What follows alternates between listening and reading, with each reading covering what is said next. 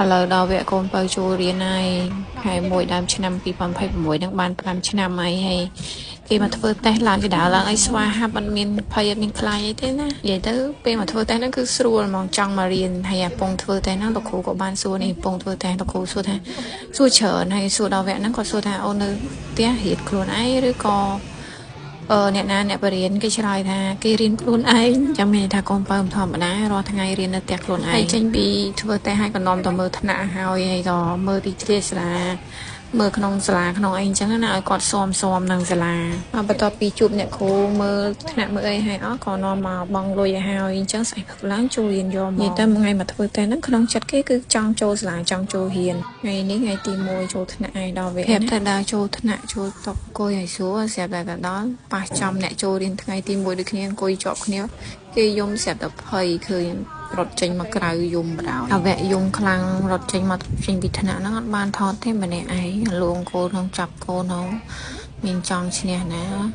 នាំបលួងមកទិញអីញ៉ាំទៅទិញរបស់លេងឲ្យយកទៅថ្នាក់ទៅលួងមកដានឡើងទៅដល់លើហ្នឹងយំបកាច់បកិនសុំបោផងអីផងអើយវេទនាណាកូនជួយរៀនថ្ងៃទី1ចាប់មកឡើងទៅដល់ជាន់ទី2វិញចង់អស់ខ្យល់ហើយហ្នឹងមែនកូនស្គមតៃល្វៃណាមួយនេះវាសាច់តាន់ដែរមួយអ្នកគ្រូចាប់ចូលថ្នាក់ហើយហ្នឹងគេលួងទៅបាត់យំក៏អង្គុយលេងមើលតែដល់ថ្ងៃទី2ព្រលឹមឡើងយំអត់ចង់ទៅរៀនទេបិទមុខបិទមាត់ហើយហោថតអត់បានទេមកដល់ថ្នាក់បលួងអូយមកបានចេញពីផ្ទះផុត20នាទី30នាទីដែរណាថ្ងៃហ្នឹងជិតម៉ោង8បានទៅដល់សាលាហើយមកដល់អត់ចង់ចុះពីលើម៉ូតូទេអត់ចង់ទៅរៀនអត់ចង់ទៅរៀនចង់ទៅអង្គុយនឹងហ្មងនិយាយតែថ្ងៃទី2ហ្នឹងខ្លាំងខ្លាហ្មងផ្អើលសាលាហ្មងគេពុំហ៊ានថ្នាក់ក្រុមទីកុំព្យូទ័រផ្អើលចេញមកមើលអស់ធម្មតាណាម្នាក់ឯងចាប់កូនវាកម្លាំងហើយយើងមកដល់ជាន់ទី2ហ្នឹងចង់ដាច់ខ្យល់វាប្រកាច់ប្រកិនវិញដល់ជាន់ទី2ម៉ែនេះចង់ខ្យល់ចាប់អូយ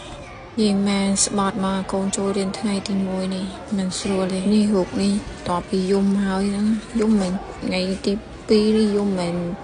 មកផ្លែដូចថ្ងៃទី1ថ្ងៃទី2នេះយូរហើយសំឡេងលឺដល់ក្រៅជាន់ទី1មិនធម្មតាណាពេលគ្រូគេលួងបាត់ហ្នឹងទៅអង្គុយលេងដល់មករំភើយ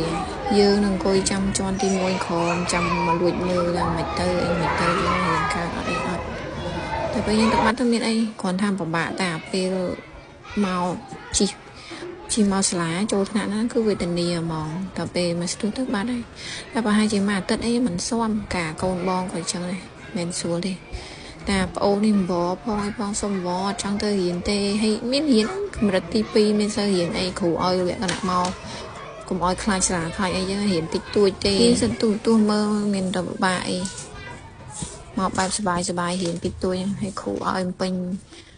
មកចូលរៀនហើយដល់ម៉ោង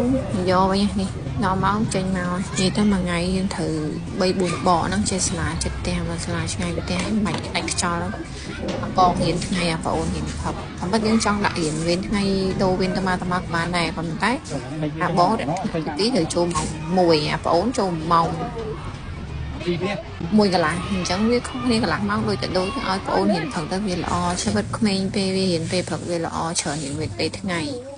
គោក្បាលវាដំណើរការល្អនេះគេមកគេសរសេរគេការផ្ទះនិយាយទៅស្រួលដែរមិនថាអត់ចេះអីណាចេះខ្លះហើយអញ្ចឹងស្រួលអក្សរអីអាចសរសេរលេខ1ដល់លេខ10អីយ៉ាងទៅបានហើយកខដល់អអីបានស្រួលតាសេអក្សរលឿននិយាយទៅគ្នាវាភាពអត់ធ្មត់ជាងអាបងគាត់ថាគ្នាវាកម្លាំងនេះគេអានមេរៀនអញដាតរៀនធំអក្សរអានលេខអានអីអត់សូវច្បាស់ទេយើងពិបាកដែរដាតគ្នាធំមកលេខ1លេខ1លេខ1លេខ1លេខ1លេខ1លេខ1ជំរាបលាអ្នកគ្រូជំរាបលាយូជំរាបលាយូ